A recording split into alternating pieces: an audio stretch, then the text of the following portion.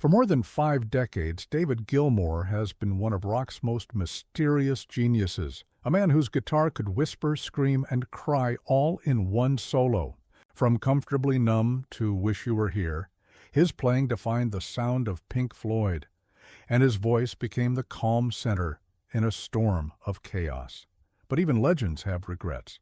And now, at 79, Gilmour has quietly admitted there are 6 Pink Floyd songs he simply can't stand. Tracks that, for one reason or another, never felt right to him. These songs may be loved by fans around the world, but to Gilmour, they carry memories of frustration, exhaustion, and creative tension. Each one tells a story of a band on the edge, torn between brilliance and breakdown.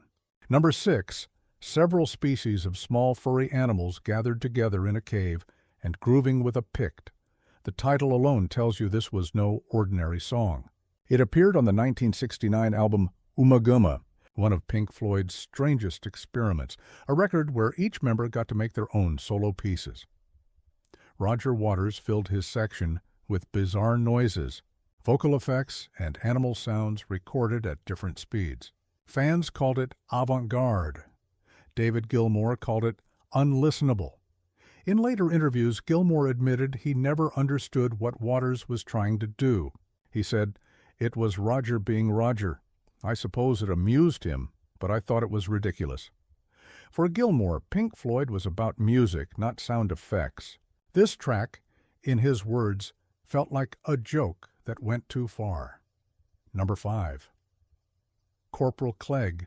This song appeared on A Saucer Full of Secrets in 1968, during the band's transition from Syd Barrett's leadership to Gilmour's arrival.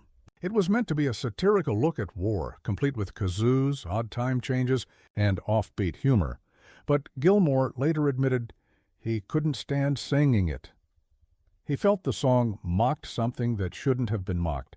It was too chaotic, too messy, and didn't carry the emotional weight Pink Floyd would later become famous for. He once said, "It was one of those moments where we didn't know what we were doing." I'd rather forget it ever existed. Number 4. Seamus. Yes, the song about a dog. From the 1971 album Metal, Seamus was meant as a bit of fun, a blues jam featuring a howling dog named Seamus as the guest vocalist. Even Gilmour admitted later, it was funny for about 5 minutes, but it never should have been on the album. He said the band was stoned, bored, and thought it was clever. When fans and critics mocked it, Gilmour didn't argue. He agreed. It became for him a reminder of how easily creative freedom can drift into self-indulgence.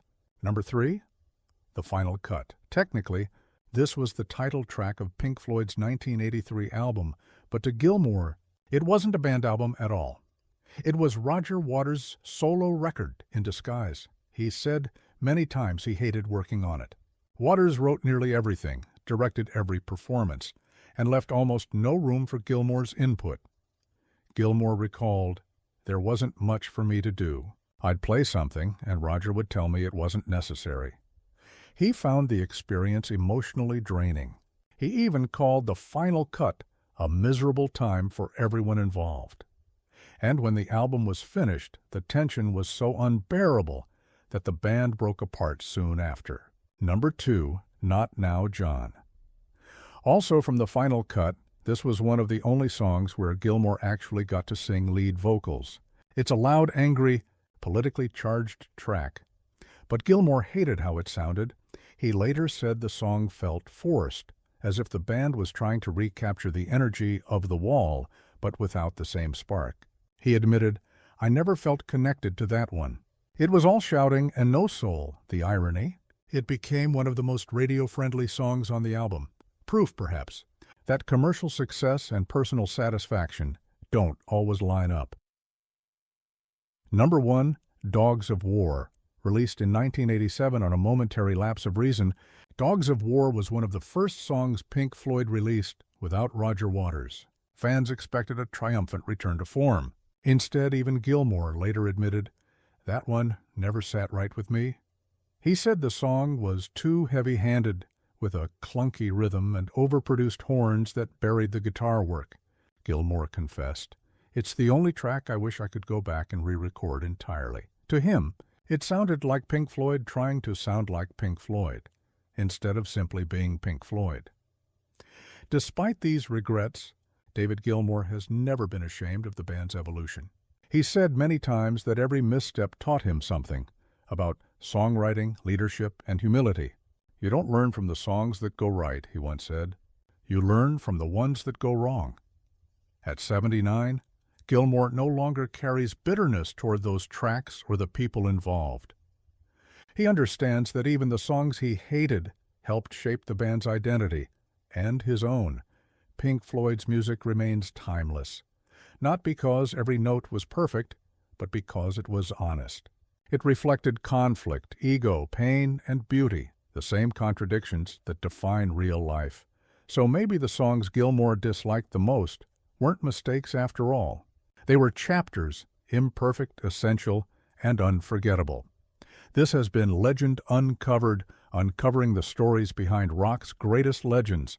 If you enjoyed this deep dive, hit that like button and subscribe for more untold truths from the golden age of rock.